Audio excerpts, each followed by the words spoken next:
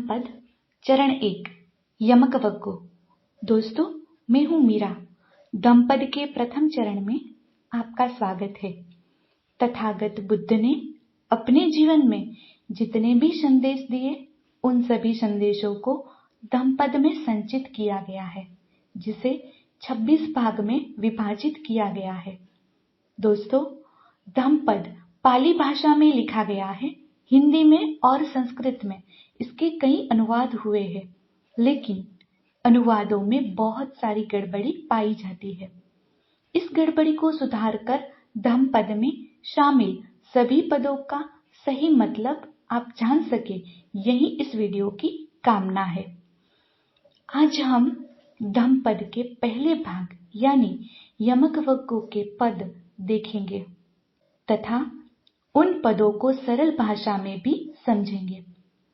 दोस्तों, यमकवग्गो का मतलब है कि एक ही संदेश को 2 बार कहा जाता है, लेकिन हर बार उसका अर्थ पहले अर्थ से भिन्न होता है। ये बात आप अभी आगे देखेंगे। दोस्तों, यमकवग्गो का पहला पद इस प्रकार है।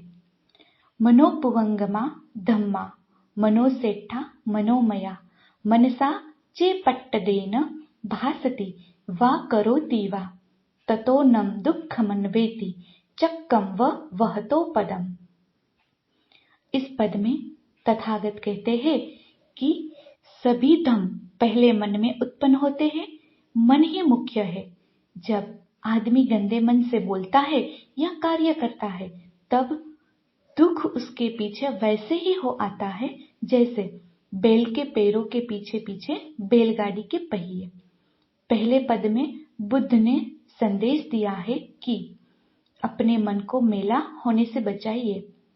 यमकवग्गो के दूसरे पद में बुद्ध कहते हैं कि मनोपबंगमा धम्मा मनोसेट्ठा मनोमया मनसा चेपसनेन भासति वा करोति वा ततो नम सुखमन्वेति छाया व अनापयिनी। इसका मतलब है कि सभी धम्म पहले मन में उत्पन्न होते हैं। मन ही मुख्य है, और जब आदमी स्वच्छ मन से बोलता तथा कार्य करता है, तब सुख उसके पीछे वैसे ही आता है जैसे कभी साथ न छोड़ने वाली छाया आदमी के पीछे पीछे आती है। अब बात करते हैं यमकवग्गो के तीसरे पद की।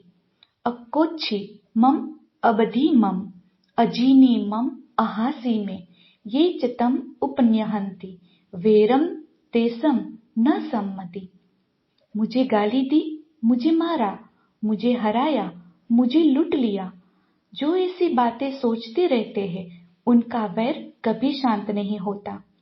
इसके आगे चौथे पद में बुद्ध कहते हैं कि अकच्छी मम अवधि मम अजीनी मम अहासी में ये चतम नुपन्यहंति वेरम तेसुपसम्मति। मुझे गाली दी, मुझे मारा, मुझे हराया, मुझे लूट लिया। जो ऐसी बातें नहीं सोचते, उन्हीं का वैर शांत हो जाता है।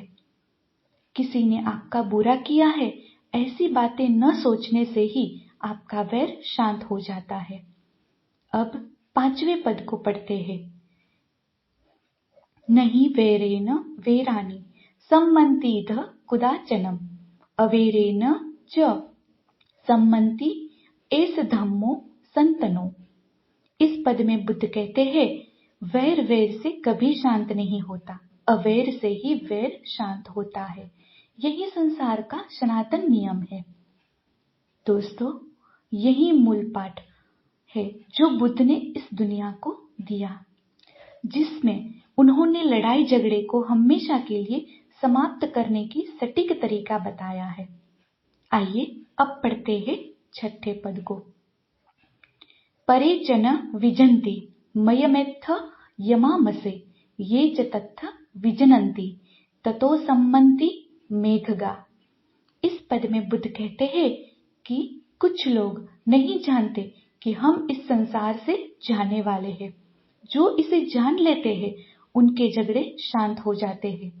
अब जानते हैं 7वें और 8वें पद के बारे में। 7वें पद में बुद्ध कहते हैं कि शुभानुपस्सी विहरन्तम इंद्रियेषु यसंभुतम भोजनम ही चामतज्जु कुसितम हीनवीर्यम तम वे पसहति मारो वातो रुक्षव दुब्बलम। इस पद में बुद्ध कहते हैं, जो भोग में रत है, इंद्रियों उसका काबू में नहीं है, जिसे भोजन की उचित मात्रा का ज्ञान नहीं है, जो आलसी है, जो उद्योगहीन है, उसे मार यानी कि मृत्यु वैसे गिरा देती है जैसे वायु दुर्बल वृक्ष को गिरा देता है।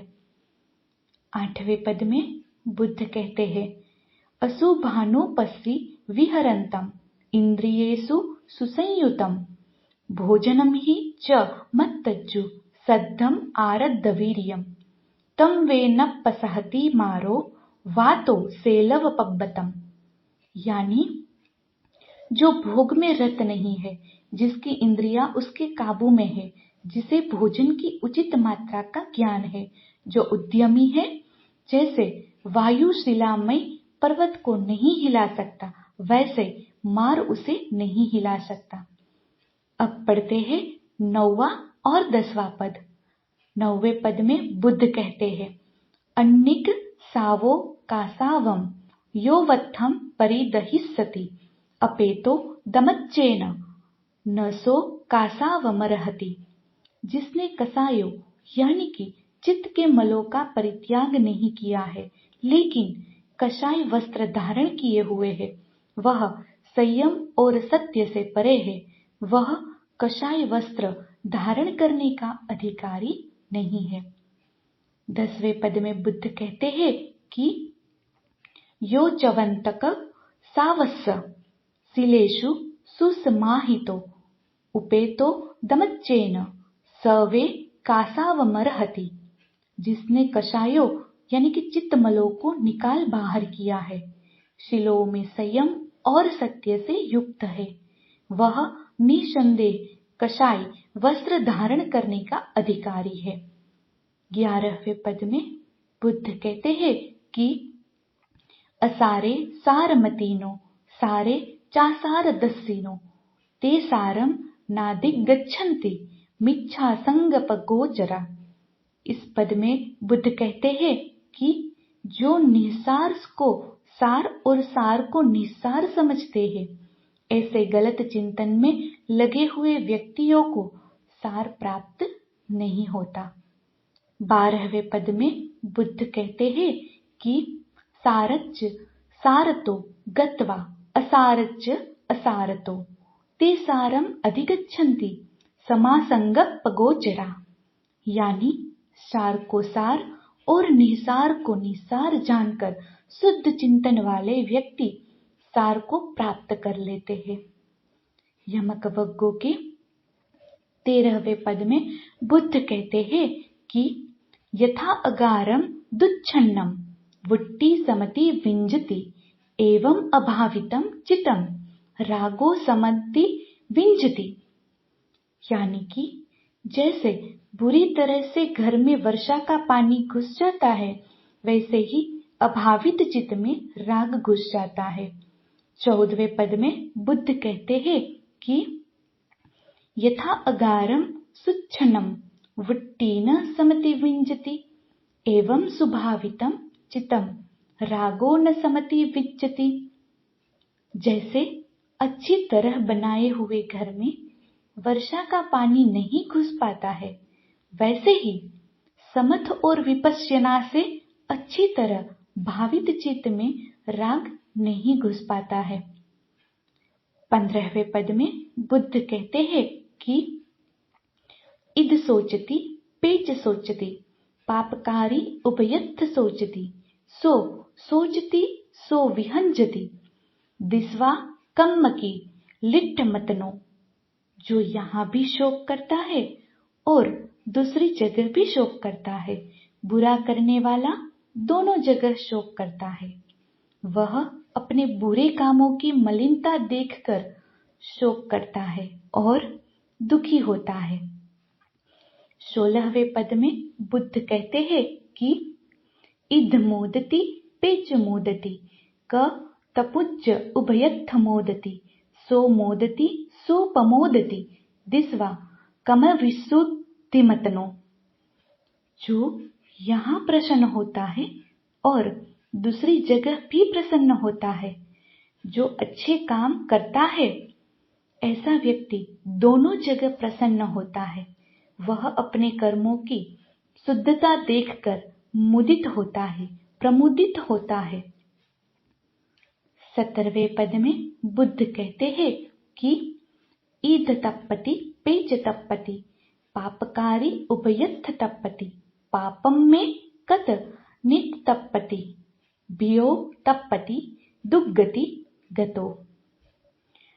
जो यहाँ दुखी होता है वो दूसरी जगह भी दुखी होता है। बुरा करने वाला हर जगह दुखी होता है। मैंने बुरा किया है इस विचार से वह दुखी होता है और गति को प्राप्त होकर और भी ज्यादा दुखी होता है। 18वें पद में बुद्ध कहते हैं कि ईद नंदति पेच नंदति क तपुज्ज उभयत्थ नंदति पुंज में कत निंद नंदति बियो नंदति सुगति गतो। जो यहाँ आनंदित रहता है वो दूसरी जगह भी आनंदित होता है। अच्छे काम करने वाला सब जगह जगह आनंदित रहता है। मैंने अच्छा किया है इस विचार से वह आनंदित होता है और सुगति को प्राप्त होने पर और भी अधिक आनंदित होता है। दोस्तों, 19वें पद में बुद्ध कहते हैं कि बहुम पीछे संहितम भासमानो न तक्करो होती नरोपमतो गोपोव गावो गणयम परिशम न भागवा सामजस होती। कोई त्रिपिटक का कितना ही पाठ करे, लेकिन यदि प्रमाद के कारण मनुष्य धम्म के अनुसार आचरण नहीं करता तो दूसरों की गौवे गिनने वाले ग्वालों की तरह वह समझ का भागी नहीं बन सकता। और अंत में बुद्ध 20वें पद में कहते हैं कि अपम्पि चे सहितम भासमानो धम्मस होति अनुधम्मचारी रागंच दोसच्च पहाय मोहम सम्मपजानो सुविमुतचितो अनुपादियानो इधवा हुरम वा सभागवा सम्मजस होति। कोई भले थोड़ा ही पाठ करे, लेकिन यदि वह धम्म के अनुकूल आचरण करने वाला होता है तो राग और मोह को त्याग कर मुक्त चित वाला होकर सभी जगह कुछ भी आसक्ति नहीं करता, वही समन का भागी हो बनता है। यमक वग्गो पठमो निट्टितो। तो दोस्तों, ये था धम्म पद का पहला चरण यमक वग्गो। जल्दी ही आपसे मिलेंगे धम्म पद का अगला पाठ लेकर। नमो बुद्धाय।